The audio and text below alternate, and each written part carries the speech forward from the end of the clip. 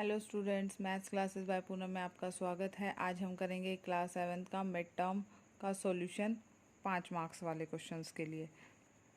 पहला क्वेश्चन है a divide b plus C is not equal to a divide b plus a divide C. A B C की values put करनी है और हमें दिखाना है कि लेफ्ट हैंड साइड जो है वो राइट हैंड साइड के इक्वल नहीं है।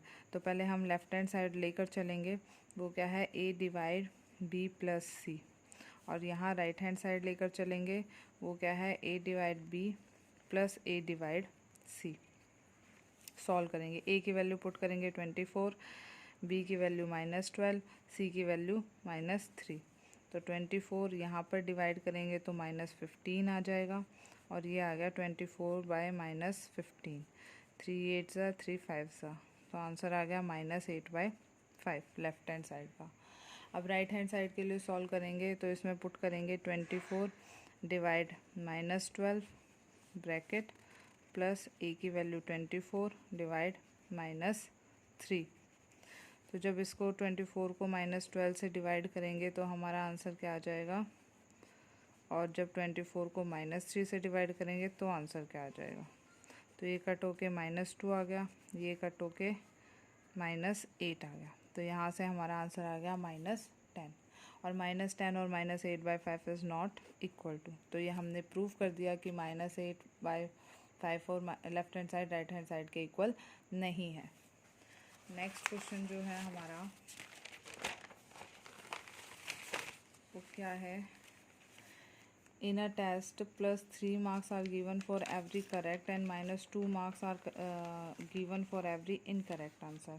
जो करेक्ट आंसर होते हैं उनके लिए उसको 3 मार्क्स +3 मार्क्स मिलते हैं, और जो गलत होते हैं उनके लिए उसको -2 डिडक्ट हो जाते हैं।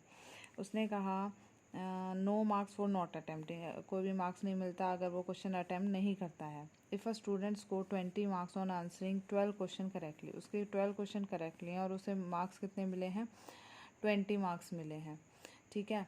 Then how many question did that student answer incorrect, तो इनकरेक्ट कितने दिए हैं ये बताना है। अब सबसे पहले हमें देखते हैं 12 क्वेश्चन करेक्ट हैं और एक करेक्ट क्वेश्चन के +3 मार्क्स हैं। तो 12 करेक्ट क्वेश्चन के कितने मार्क्स होने चाहिए, 36 मार्क्स होने चाहिए, ठीक है। पर उसको स्कोर कितना मिल रहा है, 20। तो 36 में से 20 माइनस कर दो, कितना बचा, 16। यानी उसको 16 मार्क्स गलत क्वेश्चन में डिडक्ट हो गए हैं। तो एक क्वेश्चन के 2 मार्क्स हैं, तो 16 क्वेश्चन के कितने मार्क्स होने चाहिए।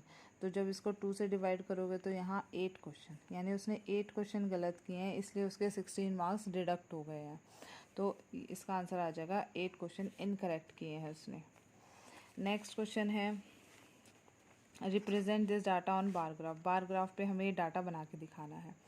तो सबसे पहले क्या करेंगे, हम बार ग्राफ बना लेते हैं। यहाँ पर ये बना लिया। अब इस सबसे स्मॉल है 10 और सबसे जो बड़ा है हमारा नंबर वो है 30, ठीक है।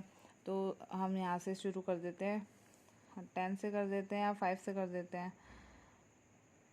5 10 15 20 25 30। 5 का गैप होना चाहिए, गैप हमेशा सेम होना चाहिए और नीचे जो पॉइंट होगा वो हमेशा 0 होगा। यहाँ पर हम दिखाएंगे लैपटॉप कितना है, 15। तो लैपटॉप की वैल्यू जो है वो 15, यहाँ आप लैपटॉप लिख देंगे।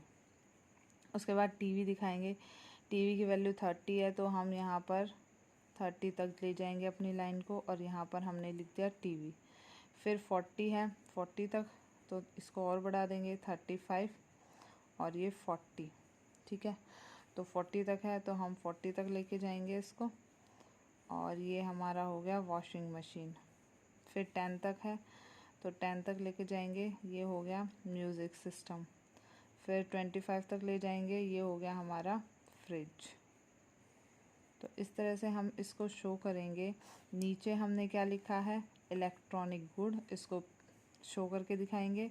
और यहाँ जो हमने लिखा है वो नंबर ऑफ़ यूनिट सोल्ड लिखा है, तो ये दिखाएंगे।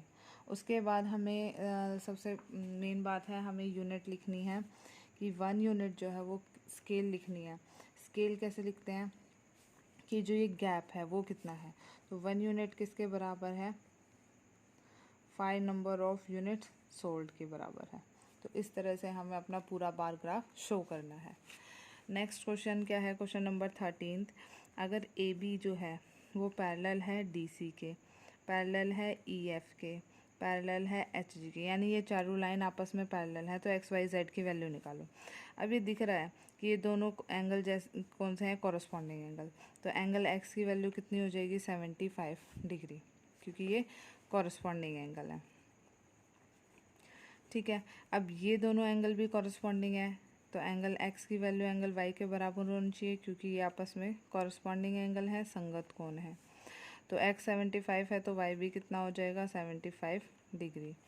अब ये दोनों एंगल जो हैं वो इंटीरियर में बन रहे हैं, तो इन दोनों एंगल का सम कितना होना चाहिए, 180 डिग्री होना चाहिए, सम ऑफ इंटीरियर एंगल। इसके बाद हमें पता है कि y जो है वो 75 है, तो z की वैल्यू यहाँ से निकल जाएगी। तो z कितना आ जाएगा हमारे पास, यहाँ से 105 आ जाएगा माइनस करने के बाद। नेक्स्ट क्वेश्चन जो है इसका और पार्ट दे रखा है हमें। और पार्ट में क्या दे रखा है कि अगर ये वाली लाइन ए ई बी डी के पैरेलल है, और बी ए ई ये 70 डिग्री दे रखा है, और ए ई बी ये हमें 50 डिग्री दे रखा है। तो हमें कौन कौन सा एंगल निकालना है, ई बी डी 1 नाम दे देते हैं इसका, डी बी सी 2 नाम दे देते हैं, ई बी सी ये पूरा निकालना है, 3 नाम दे देते हैं, ई बी ए इसका नाम 4 दे देते हैं, और ए बी डी ये निकालना है, इस पूरे का नाम 5 दे देते हैं। तो इस तरह निकालना है। अब ये देखो, जो ये वाला एंगल है ये एक्सटीरियर एंगल प्रॉपर्टी से ये किसके इक्वल होगा, इन दोनों के सम के। तो एंगल 3 तो किसके इक्वल हो जाएगा, 50 + 70 डिग्री के हो जाएगा। तो ये कितना आ गया, 120 डिग्री। ठीक है, अब ये ट्रायंगल है, in triangle A B E इन तीनों का सम 180 डिग्री होगा। तो 50 + 70 + एंगल 4 किसके इक्वल हो जाएगा, 180 डिग्री के इक्वल हो जाएगा। तो ये किसके इक्वल हो गया, 180 डिग्री के इक्वल हो गया। तो यहाँ से हम क्या करेंगे,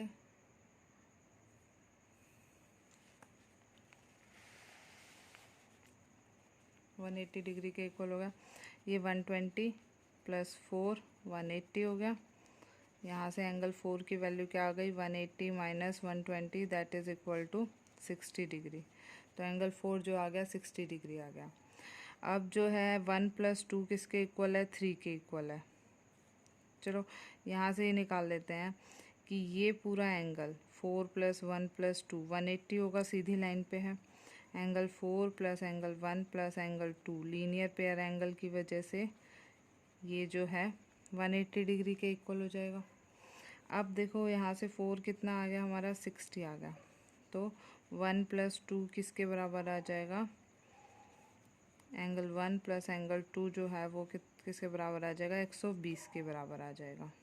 ठीक है, अब यहाँ से हमारा अच्छा 5th निकालना है हमें, तो एंगल 1 की वैल्यू निकालनी। तो ये दोनों लाइन पैरेलल हैं आपस में। ठीक है, तो ये वाला एंगल और ये पूरा एंगल इक्वल, ये वाली लाइन पैरेलल है, ये पैरेलल है। ठीक है, तो ये वाला एंगल और लाइन के 2 ये एंगल 2 जो है वो बराबर होंगे, क्योंकि ये कैसे एंगल होंगे, कॉरस्पॉन्डिंग एंगल। एंगल 7 ये लिखते थे, एंगल 2 की वैल्यू यहाँ से 70 डिग्री आ गई। एंगल 1 कितना आ जाएगा, 120 - 70 that is equal to 50 degree. 50 आ गया। एंगल 1 एंगल 2 निकल गया, एंगल 1 निकल गया। एंगल 5 किसके इक्वल है, एंगल 1 + एंगल 4 के इक्वल है। तो एंगल 1 कितना है हमारा, 50 डिग्री, और 4 कितना है हमारा, 60 डिग्री। तो ये आ गया हमारा 110 डिग्री के इक्वल। तो इस तरह से क्वेश्चन सॉल्व होगा। नेक्स्ट क्वेश्चन जो है वो है केस स्टडी के क्वेश्चन। तो केस स्टडी के क्वेश्चन किस तरह करेंगे हम,